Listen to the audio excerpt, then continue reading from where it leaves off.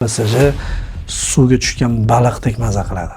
Arsenalni bu uchrashuvda mag'lub etgan narsa nima edi desangiz, o'sha 1-0 ni saqlashga bo'lgan ishonch.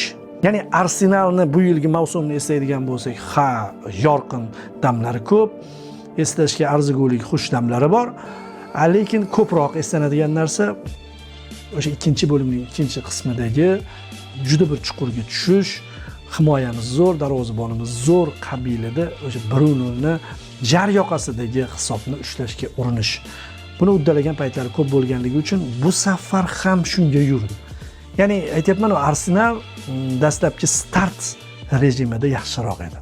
Va o'sha start rejimida maksimal foydalanib olishi shart ediki, bu PSG ga agar vaziyatlar beraversa yoki umuman to'pni berib qo'yadigan bo'lsa, bitta Xivichaga o'xshagan yoki bitta Dembelega o'xshagan, Duega o'xshagan futbolchi topardi-da, yo'l topardi. Misol uchun o'sha Xivicha o'sha penalti ishlamaganda ish shunga qarab ketayotganda, oxirida shturm bo'lib ketardi. Uzoqdan Fabian Ruizga kimdir gol urib qo'yishi mumkin edi. Ya'ni demoqchiman, bu o'sha voqealar rivojiga qarab ketayotgan vaziyat edi. Va penalti, shundan keyin Arsenal yana hisobda oldinga chiqishga harakat qildi-yu, lekin ko'rdingiz, haligi ochiq futbol bo'lib ketsa, hamma tomon ikkita kurs bo'ylab ikki jamoa hujum qiladigan bo'lsa, bunda PSG suvga tushgan baliqdek maza qiladi. Suvga tushgan baliqdek his qiladi o'zini va bu yog'iga yondiradi.